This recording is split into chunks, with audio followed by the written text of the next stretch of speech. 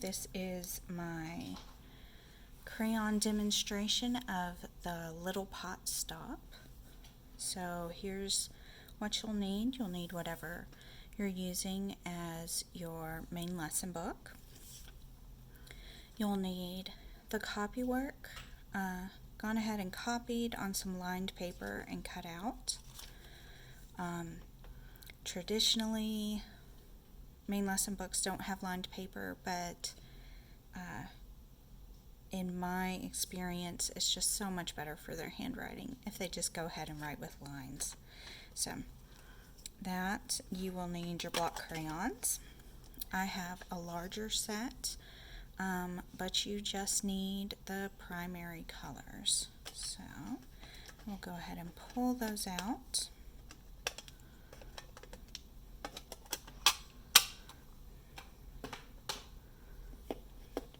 And then you will need something for detail work. So I actually really like just the large washable Crayola crayons.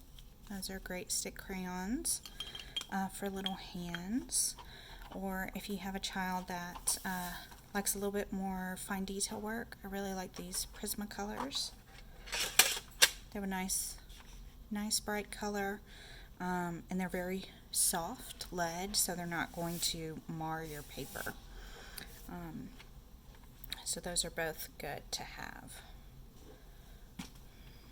So as with any main lesson book, we're going to start with our border. And this is just something to help them gain that steadiness of hand that they'll need. And real quick, breakthrough block crayons. So we have 3 sides we use. We use Mama Bear. Most often you can see by my crayon, those are used a lot. We have Baby Bear, the short end, and then we have Papa Bear. Okay, so we're going to use Mama Bear, and you can see by the angle that you're using the whole edge. We're not using corners. So when you draw, you just have a solid, steady motion. So we're going to start off, and I actually like to hold mine in the tripod grip. You can also do alligator grip. I find I have a little bit more control with the tripod. Okay. And you can see, even with me, it's not quite perfect. What you want to do, that second time was a better demonstration, is have them do one long solid line. Okay. I like to turn my paper so that way it keeps our arm and wrist in a nice neutral position instead of having to do awkward bends. And it's always good to hold with one side. Okay, now up here you'll see I have the binding. This is actually just a sketchbook, and so I have my students follow the perforated line. Use that as their guideline. So it's a little bit harder than the other sides. Okay. So if there's any sides that are not quite dark enough or that you want to even up, you can always go back. That's the lovely thing about block crayons, is their ability to layer. Okay, so there we have our border done. And as your student gets older, they can add formwork along these borders to decorate and to further personalize their drawing. But at this stage, just having a border is nice. Now the next thing that I like to do is have them figure out where they want their copy work. So usually we put ours at the top, but every now and then they want to put it in the middle or at the bottom. But they'll notice if they put it in the middle, they don't have much drawing space. So we put it there as kind of a placeholder. And we remember in this picture we're going to draw two things. We're going to draw the little girl on this side, and we're going to draw the pot of porridge overflowing. So we can look at both of these with our hands and kind of see, okay, this is about how big I need to make them. Okay, so we are going to give the little girl a blue dress. Okay, and I always like to start with yellow for the skin and kind of come back with a very gentle red. So we're going to start kind of from the center of her body. Okay, and there's two ways you can do this. You can either do Mama Bear and then draw a skirt, or what I like to do is take Baby Bear and draw one line and then kind of go out, forming a triangle. And this allows a little bit more control as to how big they want the dress to be, how long. And it's also very easy to come back and fix anything that they may not be happy with. So there we go, we have her general body. So now we're going to come back and starting from the center, so about where her nose would be with Baby Bear, go further out in concentric circles until we have, and that is probably not going to show up terribly well because I'm doing it so lightly, but it goes about like that and it shows how big. Okay, and so now we're going to come back with the red with Baby Bear and just very lightly come back over that to give it a more skin tone. And you want to do both of these very lightly. So I'm barely pressing on the paper. And that gives us the head. So we now have the major forms of our body. So now we're going to do the arms. So we're going to use Baby Bear. And we're simply going to do kind of two forms like that. And our legs with some little feet. And if they want to have red stockings or yellow, or if they want to do these in different colors, they absolutely can. If they want to come back with a red and maybe color the shoes so it's that kind of browny purple that you get.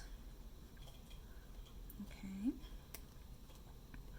Alright, and if they also want, they can do little circles for hands.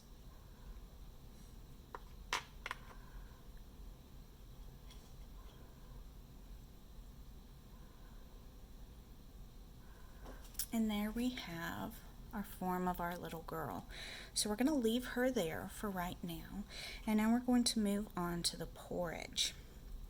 So the porridge is going to be a lot like when we did the head. So we need to kind of figure out how large we want it. So kind of place your hand where you want it, so that way they can see. If they start drawing their circle over here, it's going to be very far away. So they can kind of just place their hand. They don't want it floating. So just kind of decide, and about where that middle knuckle is, that's kind of where you're going to start. So I'm going to make a red pot. Our pot's going to be red. And we're going to go round and around until, and you can see I've missed some here, but that's very easy to come and go back. So we're going to go round and around until the pot's about as big as we want. And then with Mama Bear, we're going to give it a nice flat top. So this may take a couple of passes, and you may want to come back with Baby Bear to kind of solidify that. If you want, you can give it little feet So it's a standing pot. You can leave it as it was before. Now, in our story, it's not just a little pot, but it's a pot overflowing. So we're going to come with our yellow, and we're simply going to, with our yellow, make large curves and S's. We can have some, this is where they really get to show where everything's going. Okay, so they get to fill this with curves and S's, however, wherever they want that to be. You can come back with baby bear if you want, and add some just very light lines to show where that porridge is going. Okay, now we're going to come back with our detail. So I'm going to start off, we're going to give our little girl some brown hair, and I'm going to do this, I'm going to do part with the stick crayon on the girl and then part with the colored pencils, just so you can kind of see. So whether it's, you can give her curly hair or straight hair, however your child likes to draw their people. Okay? And then this is a great time that you can talk about, okay, what kind of face would she have?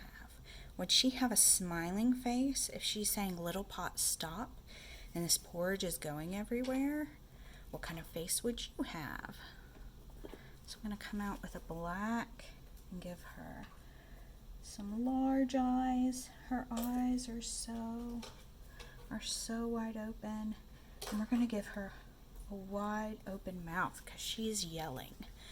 So they could draw angry eyebrows if they say that they think she would be angry, yelling, however you want. You can also come back if they want to do something like buttons down her dress, or bows on her shoes, whatever they would like to add. Okay. Now we're going to come and do some work on the porridge. We're going to get just a brown, and we're going to add just some more of these kind of curves and movement lines to show what we're doing. We can also draw little kind of C's to show where it's pooling up at the bottom. They can do little drops splashing everywhere, however they want to decorate. Okay, and that is our completed drawing for our sweet porridge story. Leave any comments if you have questions, and please follow our hashtags Beacon Bridge Curriculum on Instagram to keep up with our latest developments. Thanks.